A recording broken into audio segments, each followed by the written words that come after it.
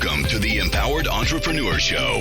Discover your life's purpose, reprogram your mind for success, and attract an abundance of paying clients to your business. Now, here's your host, Tom Tenaglia. Aloha, Empowered Entrepreneur. I am Tom Tenaglia, and you're listening to the Empowered Entrepreneur Show. And today I want to talk about something that I don't think you want to do if you want to get more sales in your business. So someone had shown me a social media post. It was a temporary post through one of the stories or something like that. And it was multiple short clips that all told this story. This particular person whose account this was, where this post was made.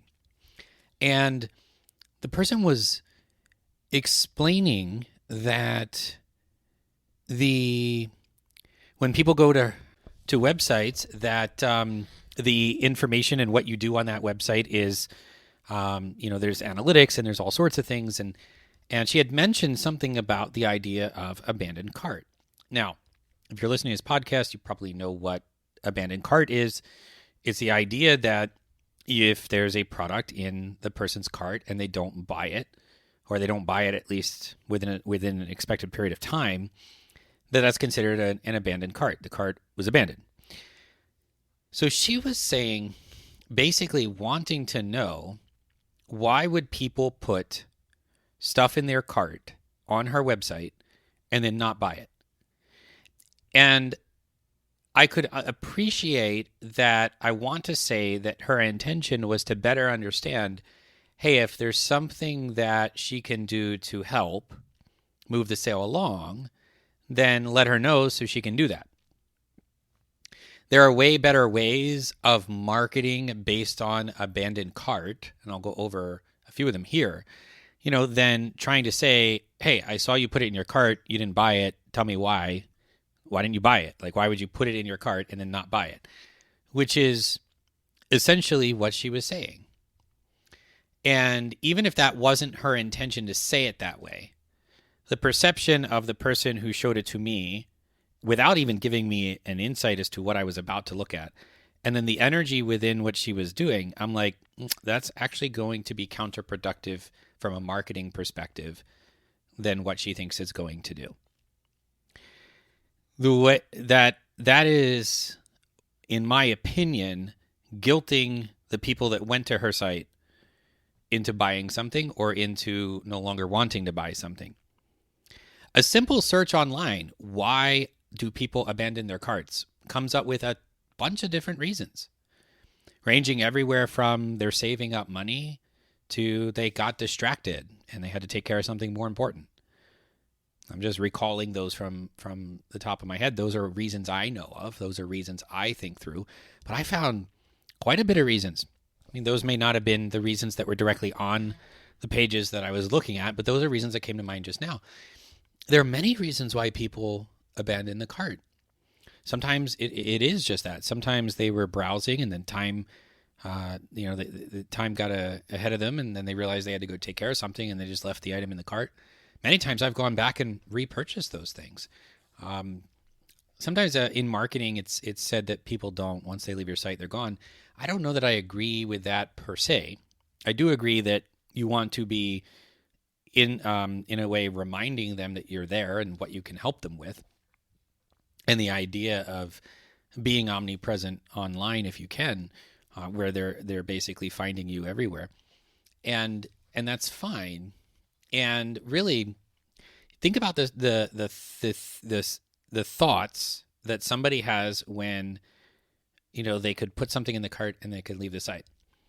So a lot of times, here's what I don't like. I don't like an email that just reminds me there's something in my cart. The number of times that I've then chosen not to buy something after just getting an email saying, hey, by the way, you left something in your cart, is, if I wasn't already, then I wasn't already planning to buy it, or I was already going to buy it or whatever, that those emails are usually a turn off for me. More so if it's, hey, you left something in your cart, we want to offer you a discount. Those have helped. But the discount has to, if price was the objection, okay, if price was the reason why somebody didn't check out, the discount has to actually remove that objection. So if somebody added, a $300 product to the cart and you say, well, you can take 5% off, I don't know that taking $15 off of it is going to make a difference for somebody who, I don't think it would. Take 30% off of a $300 purchase. Yeah, taking $90 off. That's probably a little bit more substantial. And in fact, if you were going to take 30% off of a $300 purchase, I would just take off whatever percent it would be to get to $297. Sorry, not $297, $197. Because then the dollar amount, instead of going from $300 to $210, right, at 30% off, if you had to go $300 to $197, it looks like an even better deal. Granted, it's only $13 cheaper than 30%, but there's that other perception of it catches their eye when they're reading their email. Okay, so if that's the objection, if that's the reason for it, asking them, depending on what your product or service is, depending on who your customer is, this is going to play an interesting role, because some purchases there's a longer sales cycle. Some purchases are more spontaneous and just more of an instantaneous kind of purchase. So, you're probably thinking of the word where it's just, they just pick it up off the shelf, they go buy it. So, knowing all of that, right? This is why in marketing there's nurturing. So the basic, what I wouldn't do is say, why did you put it in the cart? How can I help you buy it? When you have a relationship with an established customer, there's other ways that you could potentially use surveying to get more information. I wouldn't do that originally. Email, I like emails that remove a price objection if there's a way to do that. But you got to be careful that you're not training people to just wait for the abandoned cart email too. So you got to figure that out. A better approach that I like, a more evolved approach. Remember, marketing is a process. So a better approach that I like to take on this one is, how do I nurture the potential person for the product they put in their cart? Now, if you have analytics where the person logged in already, or the person entered their email address already and they just didn't check out, and you know who it is, then you could send the email to handle the price objection, or you could also tag them with some custom analytics or whatnot, so that you know what product was in the cart that they hadn't purchased, and then nurture them. In the nurturing email, there are things that you can do to ask them, hey, if this is an item you're no longer interested in, click here, and then that would untag them. If you need help figuring out if this is the right item for you, click here, and then they can submit a question. Okay, so what you're doing is you're figuring out, one, do they still want to buy it? Do they have a need for it? What's the classic example? There was one meme I saw that said, it was a meme that basically said, hey, I only needed one toilet seat. Please don't keep showing me ads for toilet seats. It's not a repeat purchase for me. And it's like, well, yeah, it just because they were interested in it before doesn't mean there's still a need. So if they interested and they bought, doesn't mean there's a future need. Okay. So this is the stuff that, with my clients, we have to unpack. We have to really get into, once this person purchased, do they have a future need for it? And if they didn't purchase it, do they still have that need? Because then you can get into, okay, because if you just keep sending them emails about a product that they no longer want, they're probably just going to stop opening your emails, because there's no reason. You're just giving them information they don't care about.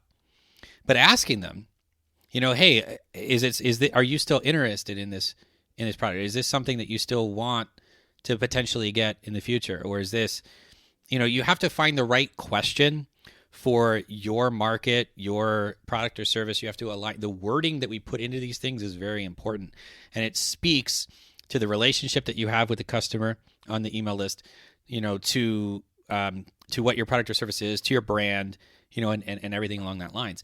Then if they say, well, yeah, I do want it. Hey, just want to let you know, if you have any questions about it, ask your questions here. Somebody will get back to you. If they're like, no, I don't know if I want it. I don't know if I want it is, okay, well, let's help you figure out if this is right for you or not. And then, no, I don't actually want it anymore. Then you just stop showing them those abandoned cart emails. So you can figure out what's going to move them along, because you have to understand, is it a timing thing? Another thing you can do is help them understand the product they put into the cart a little bit more and why they would want to purchase it sooner rather than later. Okay, what immediate need can that product or service help with? Okay, to remind them that of course is if they have that need, then how do we show them the benefits of purchasing something that fulfills on that need sooner? Okay. So there's so many better ways of handling the fact that somebody put something in your cart and then didn't buy it. And there's ways of doing that nurture somebody toward the purchase versus ways, well, there's ways that can deter them from the purchase. And there's also ways that look like they're just a cheap way of trying to put some abandoned cart in. Like, hey, just a reminder you have something in your cart. I sure hope that email even says what's in your cart, because very few people are going to click on view cart to see what's in their cart. The email should at least remind them what's in their cart at a very minimum. Like, there's just certain things that you can tell people kind of just turned on or didn't tweak or didn't customize. And there is abandoned cart at a certain point, the first thing that you should set up. No, it isn't. You got to start getting traffic, web traffic to your website and figure out where people are dropping off. And so if abandoned cart, there's just like marketing in general, the configuration of campaigns that, whether it's abandoned cart or retargeting or whatnot, there's a process around how you turn these different things on. And really, every time you're sending an email to somebody, okay, whether it's an automated email, whether it's a nurturing email that you wrote, whether it's a promotional email, or whether it's an automated email that the system is generating, the customer is generally just seeing that it's an email from you. So if your nurturing emails are very thought through and they have feeling and you're really connecting with the customer, and then your abandoned cart email is very bland, there's like a disconnect there.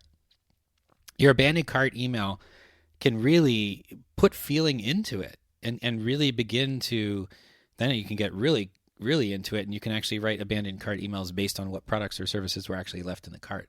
So there's different ways of going through this. But anyway, if this is something that you want to further unpack for your business, send me an email, support@empoweredentrepreneursshow.com, and we'll see if we can find some time, hop on a call. We'll go over some of the ways we can help you look at the process of marketing in your business to be able to capture more sales from the people that do want to buy, that have a need, that resonate with your product or service, and just making sure that we move that process along.